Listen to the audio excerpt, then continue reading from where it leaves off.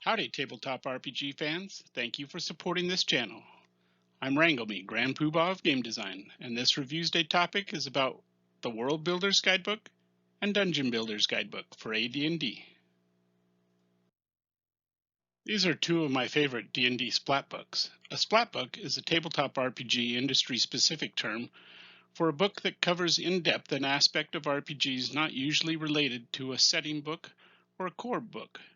Typically a softcover 8.5 by 11 class books or DM reference books that are perfect bound or saddle stitched. The term splat book comes from the way White Wolf designated their various accessory books, and the 1990s fans on the early internet used the asterisk symbol for a wild card to be any book or asterisk book from a collection. The asterisk is also known as the splat symbol, and splat book has stuck ever since. These two splat books are the AD&D World Builder's Guide by Richard Baker, published by TSR in 1996, and the D&D Dungeon Builder's Guidebook by Bruce R. Codell and published by TSR in 1998. It's actually published by Wizards of the Coast after purchasing D&D, but still using the TSR logo and the AD&D banner. Daniel Horn did the wonderful cover art for both of these guidebooks. The topics covered in these two books are very popular in my RPG collection. I don't use canned settings or adventures. Instead, I prefer to develop my own and have for over 40 years. Don't get me wrong, I have an extensive knowledge of the various D&D campaign settings. I also have a complete set of 3rd edition Forgotten Realm books because I was the creative director for the D&D Eye and the Beholder game for Game Boy Advance. You don't have to be a J.R.R. Tolkien or Patricia C. Reed, both famous world-building authors, to want to make your own worlds. The idea of creating your own fantasy world and populating the heroes, villains, and exotic locations to explore is for many dungeon masters the part they enjoy most about playing the game. I teach world building as part of my Storytelling with Games class. There are very few wrong ways to build your own world. Each iteration will take you through different aspects, but all add depth, crunchiness, and suspension of disbelief to your creation. After the introduction are 6 chapters: approaches, worlds and planetology, continents and geography, kingdoms and sociology, cities and provinces, and lastly, history and mythology. This is the Advanced Dungeons & Dragons World Builder's Guidebook by Richard Baker. It's a splat book for AD&D, published in 1996, with 6 chapters, including an introduction. And the chapters are things like approaches, techniques used, historical approaches, character-based approaches to world building, and then world hooks, and how to approach that. Worlds and planetology, ways that the world's size and shape affect the world. Tables and charts, examples and maps for different kinds of geography and what the continental plates look like and how they deviate. A lot of sections here with more tables and charts. Worlds and planetology, and this time climatology, talking about which areas are going to have what kind of climate zones. Then continents and geography. A lot of very technical geography and geology information.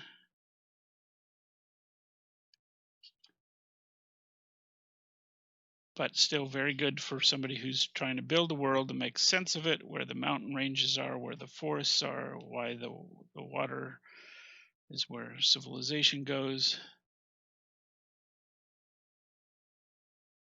And so this section is a table on dominant races for different regions.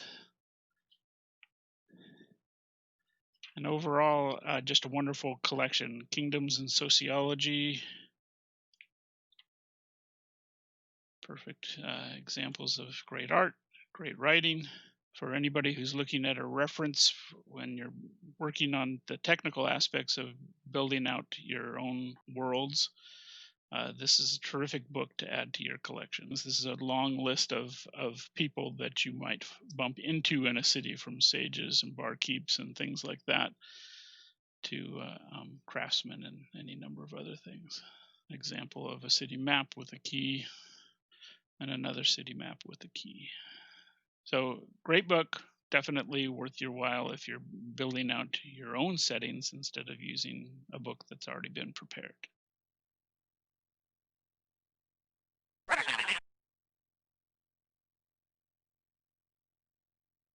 Most of the Dungeon Master's Guide editions have terrific sections on building adventures, and specifically dungeons.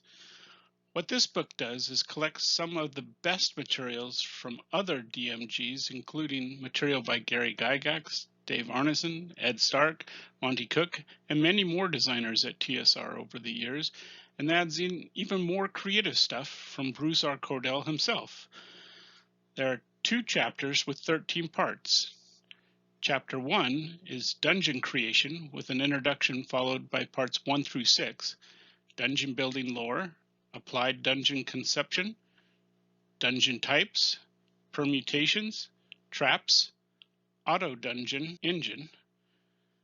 Chapter 2 is Dungeon Examples, with parts 7 to 12, Aerial, Castle, Interdimensional, Mine and Natural Cavern, Ruin, Tomb, and Underwater. The second book here is a Dungeon Builder's Guidebook by Bruce R. Cordell.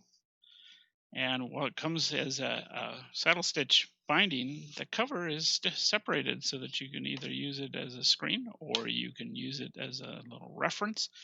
And it has these what they call map geomorphs, just examples of kinds of maps that you might draw out for your adventures.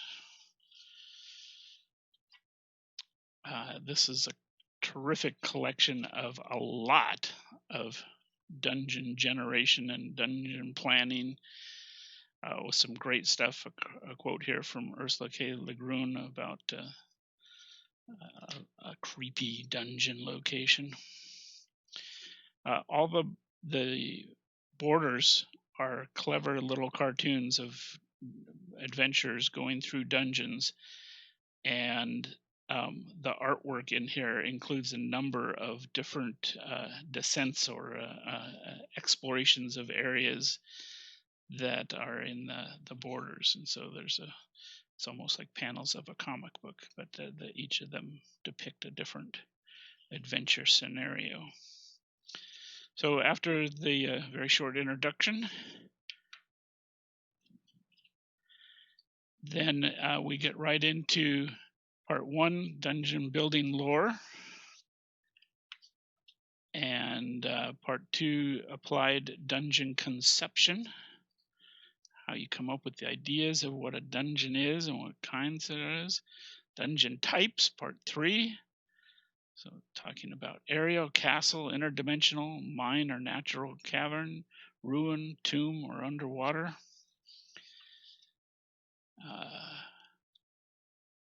The room layouts and how that all works, how interdimensional affects the layout of it, how mines and natural caverns affect the layout.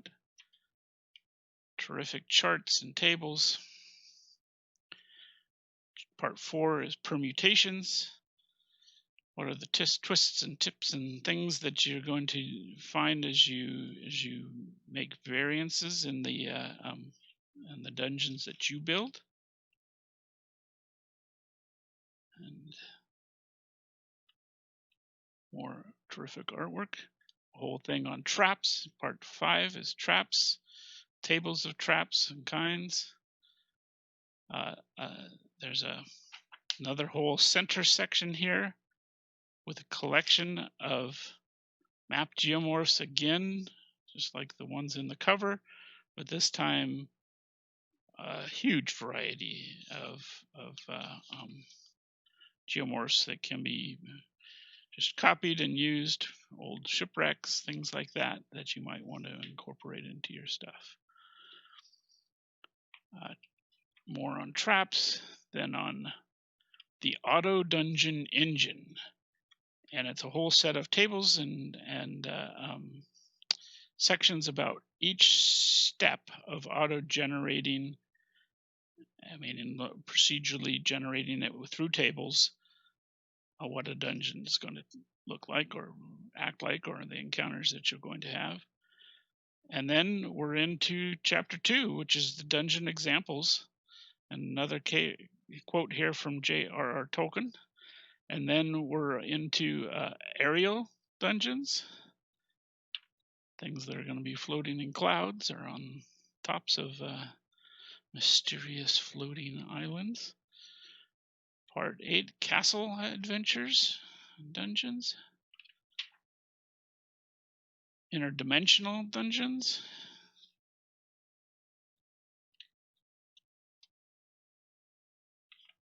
Whole sections here. Mine and natural cavern. Looks like a drow fighting a dwarf. Part 11, ruins and tombs. And lastly, the underwater adventures. Overall, what you're getting here is a very in-depth look at techniques used and then how they would apply in several examples to different types of dungeons. And together, the two books are a great example of the heyday of splat books and accessory books for AD&D from TSR, even though the Dungeon Builder's Guidebook had to wait until Wizards of the Coast purchased them, but went ahead and published it with their logo on it anyway.